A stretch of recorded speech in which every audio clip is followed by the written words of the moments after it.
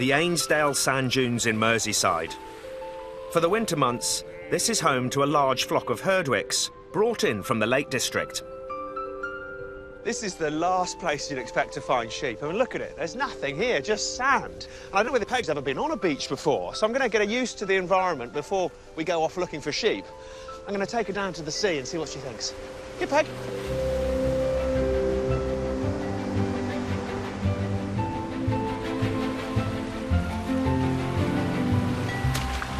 I think I've thrown the stick in a bit far.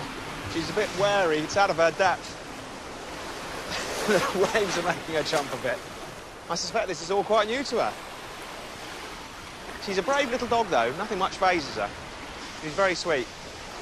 Come on. We're here to do a job. We're not on holiday.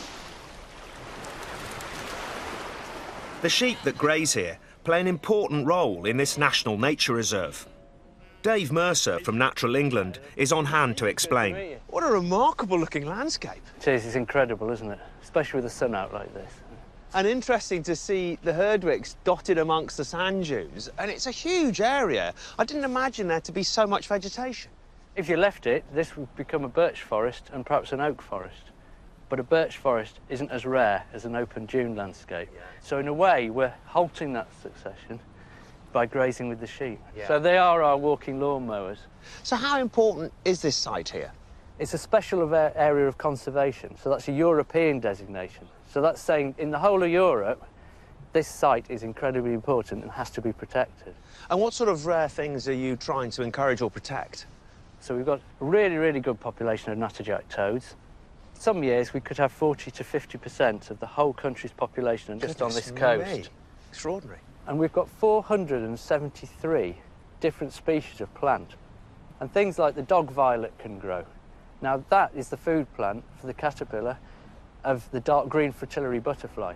So it's just this web of life that's all connected together, and just setting the management can benefit all these amazing creatures.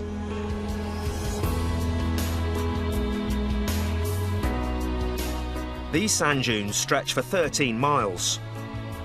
The sheep are contained in large compartments. Once they've exhausted the grazing in one section, they're moved on. That's where the dogs come in. I'm here to help shepherd Tony Meadow and his assistant Sophie Bray drive this flock to their new home. I am, yes, yes. You're in charge of the dogs? That's correct, yes. Who have we got here? Yeah, this one's Molly, 5 years old, still working very well. And what's your one? This is Tito. He's our retired dog, and we're just there to stop them going in the wrong direction. So, I mean, working this terrain must be pretty challenging. It's definitely challenging, yes, yes. You lose sight of the sheep, basically, a lot of the time. You have sort of scrub, you have soft sand, you have hard sand. It's very difficult. So, any tips? Climb on a high point, I think. Keep an eye on your dog. Yeah. That's all I can say, really. I don't know whether Peg's ever worked in an environment like this before, but it's going to be interesting. This will be a good test for her, I think. Lie down. Sit, Peg. Oh, wait. Good girl. Peg might not know this terrain, but she's eager, and she's off like a bullet. Lie down! Good girl. Good girl. So she started to go round them now, and the sheep have spotted her already. They're quite lively, these herdwicks, but they've already gone behind this sand dune. It's really difficult to keep an eye on them. Steady. Lie down. It's amazing how you can have the sheep all spread out, and then as soon as they see a dog and hear the whistling, they'll flock together as a group, and they're running in from all areas of this reserve.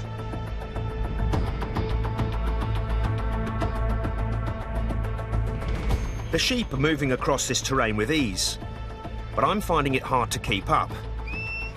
And I'm not the only one. Peg's struggling a bit in this terrain with all the rabbit holes and rough scrub. She's tripping over a bit. Good girl. So we've got about half of the flock together now, and then there's another group right over in the distance. Good girl.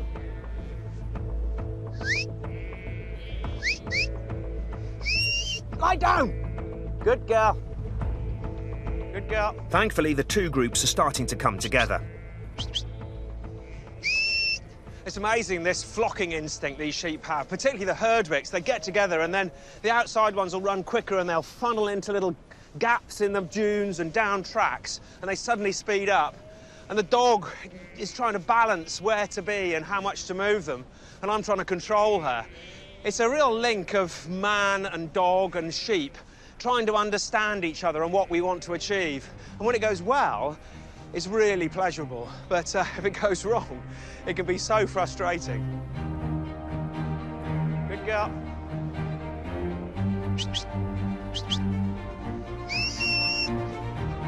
They're flocking up well now. The sheep are now funneling down towards the corner of the field where the gateway is, so we're nearly there, and I hope we've got them all. Good girl.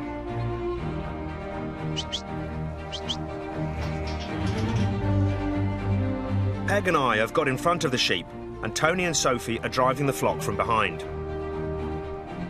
Got them in control now, Tony. Yeah, seems to be doing the job. Come by. Finally, we drive the flock through the gate into a new enclosure where there's fresh grazing.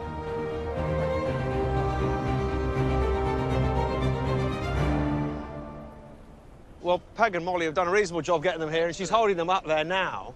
The Herdwick's a tough breed, well suited to this? They're absolutely brilliant for this reserve. Don't have any foot problems.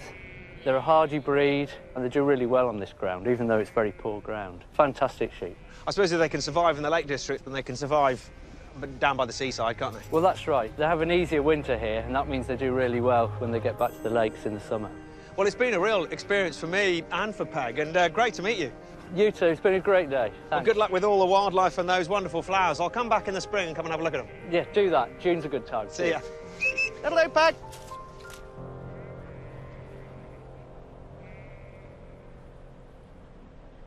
Like today, I meet all sorts of extraordinary people doing wonderful work around the countryside, and some of them are real heroes.